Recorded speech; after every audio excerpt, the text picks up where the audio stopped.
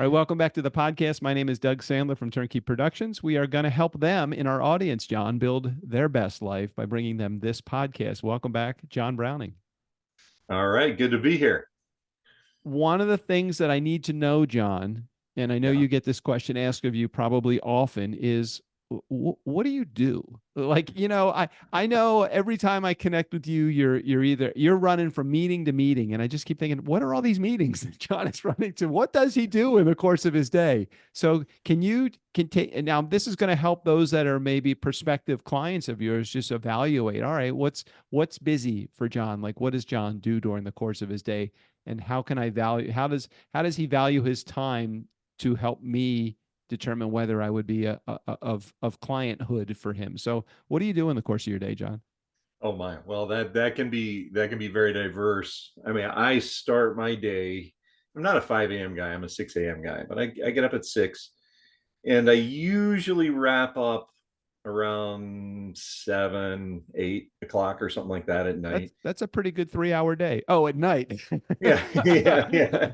I was going to say you're working really hard for 2 or 3 hours a day, but That's okay, you're right. talking about the full day. You're use AM and PM on your schedule. Yes, I do. I use the whole day. And Yeah. if I remember correctly from past episodes, you are fit into the category of, and I love this category. You fit into the category of like financial nerd. I mean, you Yeah. geek out on all of the numbers and the charts and the spreadsheets and all of that. So talk about that a little bit, because I'm sure our audience is curious. Well, what does the day in the life of a John Browning look like? Yeah, so I mean, I'll spend some time, like a lot of Zoom calls, and then we do, I do some in-person things too. So I might have some drive time, and during that drive time,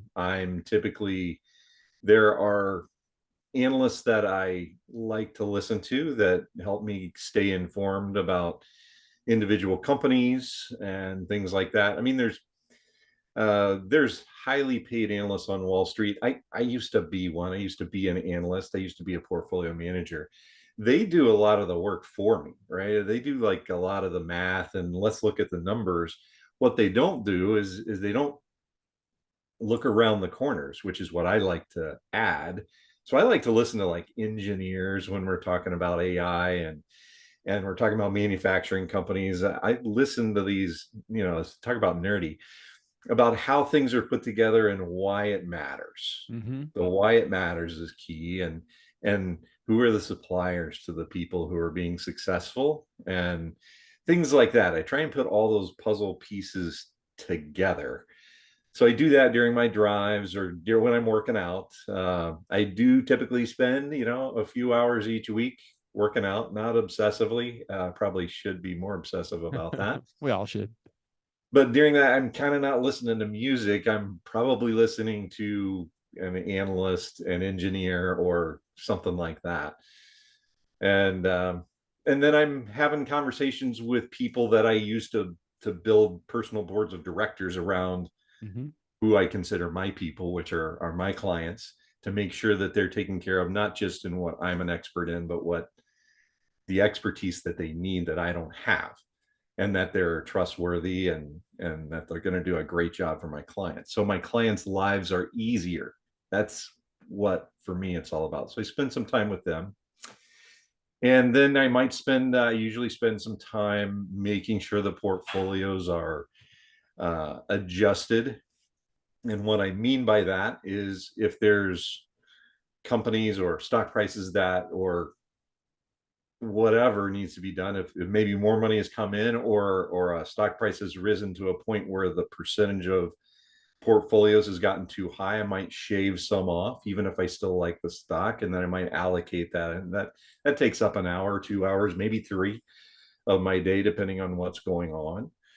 And then I'm usually doing some financial planning for somebody, which includes everything from that portfolio management thing that we were just talking about to, do they need some insurance to guard against risks that maybe they haven't even thought about? And how can we get that to them in the best possible way? Or maybe it's their mortgage, or maybe I'm trying to connect them with a good realtor in their area that's not going to waste their time or rip them off. And maybe it's something like that, or an estate planning attorney or something like that. I try and put those people together. That might compromise a big part of the day too, depending on what day it is and what's going on.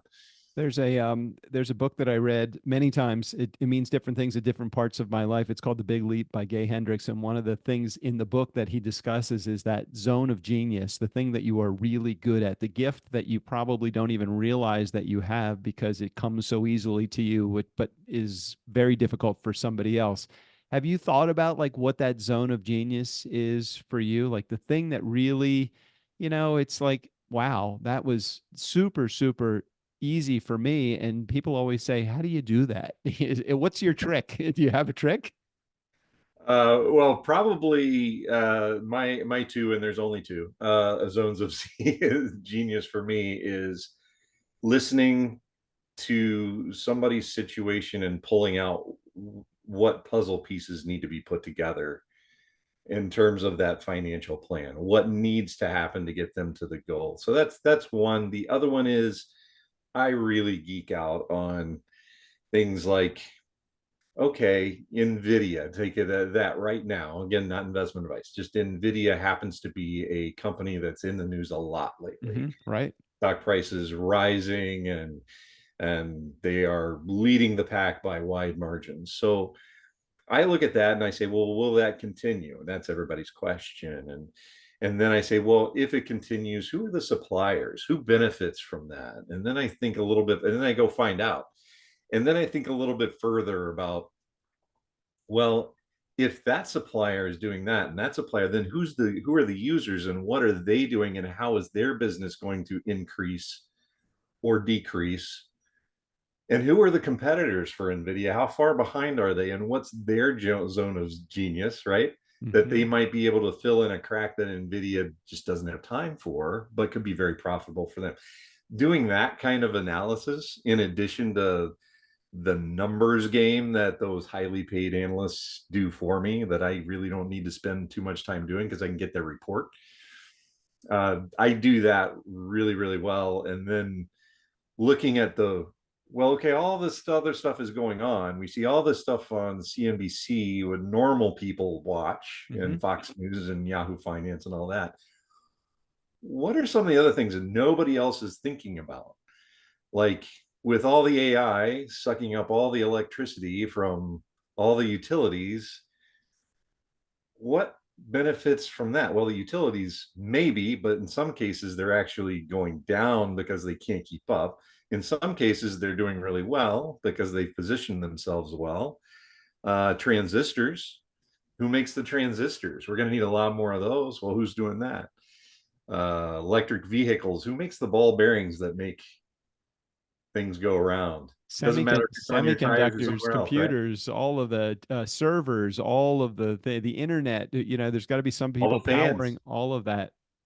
all the fans use ball bearings, right? I Right. mean, Exactly. I think about the really weird stuff that nobody else thinks about, and what do we all need that still makes a great profit? Well, we all need to take out the garbage. What about waste management companies? We all need to eat. We all need fresh water. Well, what's going on there? Who's profitable? Why are they profitable? Are they using AI to get more profitable? I love That's my zone of genius. I love doing that all the time. And isn't it amazing? We started this in what does the day in the life of John Browning look like, and then we walked into your zone of genius. And I find that you build your best life, and certainly I hope you agree with this because it's the name of the show, and it's what you really excel at helping people find their best life. But if you the people that are happiest and building their best lives are the ones that are staying within that gift that they have so much, and they're not straying too far from what they do best. They're not Yeah. getting into all of the things that are come as challenges to them, or the extra big challenges that they're not good at, or don't want to go to work every day, hating their job. There's so many people that get up every day and go to this job that they hate, and for me, I just couldn't imagine doing something day in and day out that you didn't love doing. I can't imagine it because there were times in my career that I did it. but and I remember those days, and there's nothing I liked about it. So I don't want to ever do what I'm not good at or don't like. ever again. And hopefully I'm at a spot in my life where I can do that now. I think you are gainfully unemployable at this point in your in your life, John. I don't think you will ever have to worry about that, which is good as long as you keep focusing on doing the stuff that you love.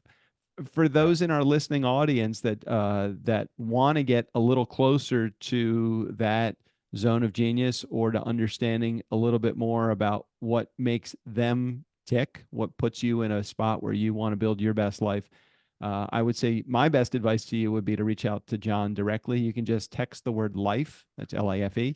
Just get your smartphone and text the word life to 321 421 5213.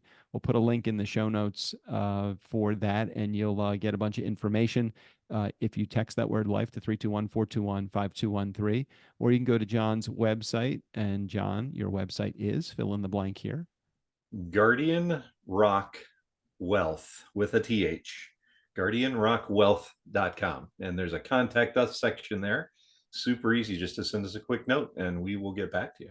All right. So, John, thanks for bringing your expertise. Thanks for sharing the day in the life of John Browning. And we got more exciting episodes, more content, more stuff coming out to you next week. Thanks for being here, John.